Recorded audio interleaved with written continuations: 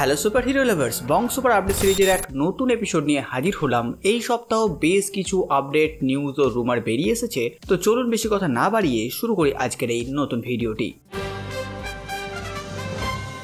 শুরু করি প্রতিবারের মতন বক্স অফিস কালেকশনের সাথে। তো থান্ডারবোল্টস মুভি তো জোরতোরভাবে সিনেমাতে চলছে বাকি মার্বেলের মুভির তুলনায়, আর এই মুভিটি 16 মে আপডেট অনুযায়ী টোটাল কালেকশন করেছে $286.7 মিলিয়ন। সাথে সাথে এদিকে থিয়েটারে রিলিজ হয়েছে ফাইনাল ডেস্টিনেশন ব্লাড লাইন, মানে ফাইনাল ডেস্টিনেশনের 6th পার্ট। আর এই মুভিটি 16 তারিখ মুক্তি পেয়েছে। 16 তারিখ মানে একদিনে টোটাল ইনকাম করেছে box office collection $47.4 million.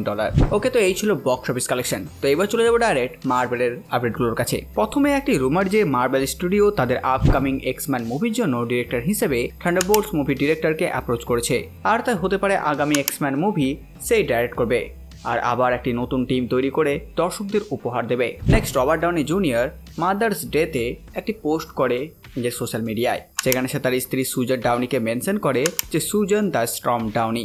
Suzanne তার স্ত্রীর নাম, কিন্তু এর সাথে সুজান স্টর্মের দ্য স্টর্মের ছবি মানে দ্য ফ্যান্টাস্টিক ফোরের সাথে কানেকশন দেওয়া হয়েছে, যা দেখে আমার মনে হয়েছে রবার্ট ডাউনি জুনিয়র স্মার্টভাবে স্পয়লার দিয়ে দিয়েছে দ্য ফ্যান্টাস্টিক ফোর মুভি থেকে।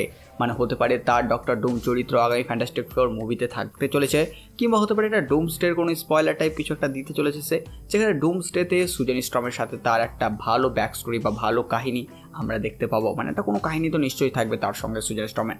সিক্রেট ওয়ার্সে তো থাকার কথা, সেটা আমরা সবাই জানি, কিন্তু ডুমসডেতেও কিছু তো একটা দেখাবে, নাহলে সেইভাবে দ্য ফ্যান্টাস্টিক ফোরকেই কেন মেনশন করবে, দ্য সুজান স্টর্মই কেন মেনশন করবে। এর সাথে আরেকটি ছবি আর ডিজে পোস্ট করে, যেখানে লেখা থাকে even Doctor Doom need a mother, আর এর সাথে কস্টিউম ডিজাইনার মিস লেভিনের একটি ছবি, আর সে ডক্টর ডুমের ড্রেস সেলাই করছে। এই সব কিছু দুদিন পরে রবার্ট ডাউনি জুনিয়র আবার একটি পোস্ট করে, যেখানে সে ডুমসডের সেটে বসে আছে, আর এখানে সে জেরেমি রেনার মানে হকাইয়ের বই মাই নেক্সট ব্রিথ পড়ছে, আর এখানে আমরা আরডিজের মাসলও দেখতে পাচ্ছি, যা থেকে মনে হচ্ছে রবার্ট ডাউনি জুনিয়র ডুমের ক্যারেক্টারের জন্য ভালোই প্রিপারেশন নিচ্ছে। নেক্সট একটি রুমার যে actor Daniel Day Lewis MCU এর মধ্যে ম্যাগনেটোকে প্লে করতে পারে।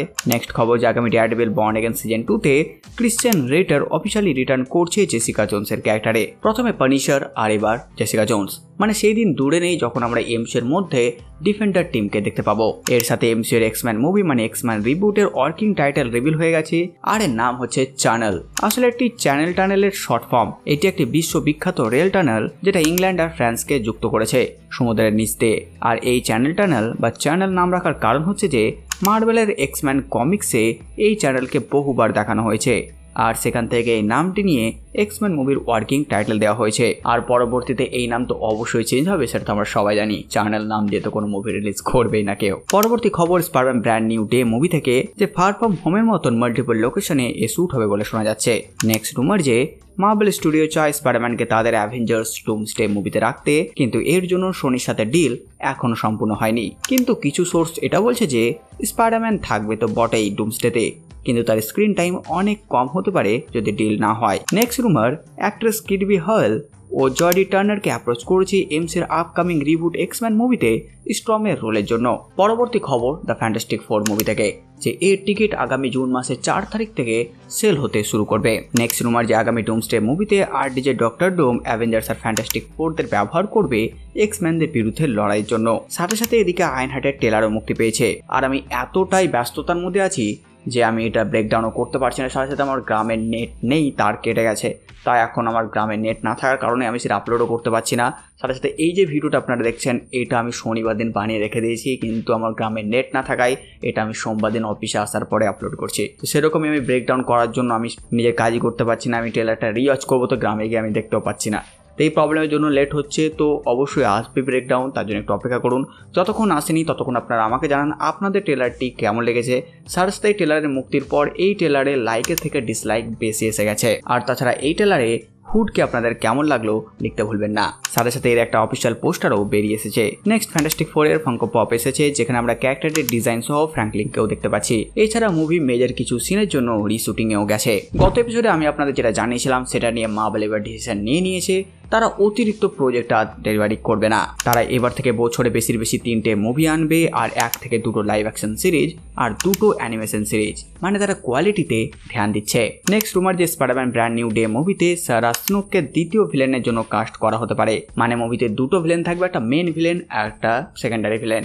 তো এই ক্যারেক্টারটিকে সেকেন্ডারি ভিলেন হিসেবে অ্যাপ্রোচ করা হচ্ছে, মানে তাকে সিলেক্ট করা হয়েছে সেকেন্ডারি ভিলেন হিসেবে। নেক্সট মার্বেল অ্যানিহিলেটর মুভির ওপর কাজ করছে, সাথে সাথে কিছু অ্যানিমেটেড মুভির ওপরও। আর এদিকে এমসিইউ যে এক্সম্যান মুভি আনতে চলেছে তাতে মিস্টার সিনিস্টারকে মেন ভিলেন হিসেবে এগিয়ে নিয়ে যাবে। এছাড়া সোনির আপকামিং সিরিজ স্পাইডার নোয়ারের ফার্স্ট লুকও বেরিয়ে এসেছে। তো এই ছিল মার্ভেলের আপডেট। এবার চলুন দেখে নিই ডিসি আর হলিউডের আপডেটগুলো। প্রথমে কথা বলে নিই সুপারম্যানের ট্রেলারের ব্যাপারে। তো ট্রেলার আমাকে প্রমিসিং লেগেছে। গড থেকে ফ্রেন্ড হিসেবে তাকে উপস্থাপনা করা হচ্ছে আর এই ব্রেকডাউন আসতে চলেছে। এই সুপারম্যান আর জ্যাক স্নাইডার সুপারম্যানের ক্যামেরা ওয়ার্ক প্রায় সিমিলার, যেটাও অনেক ফ্যান নোটিস করেছে। শুধু স্টোরি আর সিনেমাটোগ্রাফি আলাদা। এই মুভির একটি পোস্টারও মুক্তি পেয়েছে আর মুভিটি আগামী 11 জুলাই মুক্তি পাচ্ছে। সাথে সাথে এদিকে টম ক্রুজের মিশন ইম্পসিবলের ফাইনাল পার্ট মানে দ্য ফাইনাল রেকর্ডিংও মুক্তি পেল। নেক্সট ক্রিস্টোফার নোলানের আপকামিং মুভি দ্য ওডিসি, এই মুভিটি নাকি পুরোপুরি আইম্যাক্স ক্যামেরাতে শুট হচ্ছে। নেক্সট রুমার টম ক্রুজের আগামী মুভি টপ গান 3ও কনফার্ম হয়ে গেছে আর টম ক্রুজ খুব তাড়াতাড়ি সেই মুভির কাজ শুরু করে দেবে। এদিকে কার্টাকেট লেজেন্ডের পোস্টারও বেরিয়ে এসেছে আর এই মুভিটি 30 মে মুক্তি পাবে। এই মুভির হিন্দি ডাবিংয়ে মেন ক্যারেক্টারকে অজয় দেবগানের ছেলে আর জ্যাকি চ্যানকে অজয় দেবগান ভয়েস দিয়েছে। নেক্সট আপডেট জুটোপিয়া 2 এর ট্রেলারকে নিয়ে, যে এই মুভির ট্রেলার 1 মিনিট 25 সেকেন্ডের হবে আর এটি আগামী সপ্তাহে মুক্তি পাবে বলে শোনা যাচ্ছে। নেক্সট দ্য ব্যাড গাইজ 2 এর ট্রেলার মুক্তি পেয়েছে আর এই মুভিটি আগামী অগস্ট মাসের 1 তারিখ মুক্তি পাবে। নেক্সট এলিয়েন ফ্র্যাঞ্চাইজের সিরিজ এলিয়েন আর্থ আগামী 12 আগস্ট মুক্তি পেতে চলেছে। নেক্সট যদি আপনাদের সুপার মারিও ব্রোস ভালো লেগেছিল তো আপনাদের জন্য সুখবর, এই মুভির সিকুয়েল মানে সুপার মারিও ওয়ার্ল্ডের ওপর কাজ শুরু হয়ে গেছে বলে রুমার ছড়াচ্ছে। পরবর্তী নিউজ একটি বায়োপিকের, ট্রাম্পের বায়োপিকের উপর কাজ চলছে। এই মুভির বাজেট $100 মিলিয়ন হতে চলেছে। নেক্সট সুপারগার্ল ওমেন অফ টুমারো মুভির শুটিংও শেষ হয়ে গেছে আর এই মুভিটি এখন পোস্ট প্রোডাকশনে গেছে। এছাড়া গডজিলা এক্স কং মুভির সিকুয়েলের উপর কাজ শুরু হয়ে গেছে আর এর নাম হতে চলেছে গডজিলা এক্স কং সুপারনোভা আর এই মুভিটি 2027 26 মার্চ মুক্তি পাবে। এছাড়া গডজিলা -1 মুভির সিকুয়েলের উপর কাজ শুরু হয়ে গেছে বলেও শোনা যাচ্ছে। তো বাস বন্ধুরা, এই ছিল এই সপ্তাহের আপডেট। আপনারা কমেন্ট করে জানান ভিডিও আমাদের কেমন লাগলো। সাথে সাথে আমার এই কাজ যদি আপনাদের ভালো লাগে ভিডিওটি লাইক চ্যানেলকে সাবস্ক্রাইব করে দেবেন। তো আমি নতুন ভিডিও নিয়ে আমি প্রিন্স সালমান আর আপনারা দেখছিলেন বাংলা কমিক্স।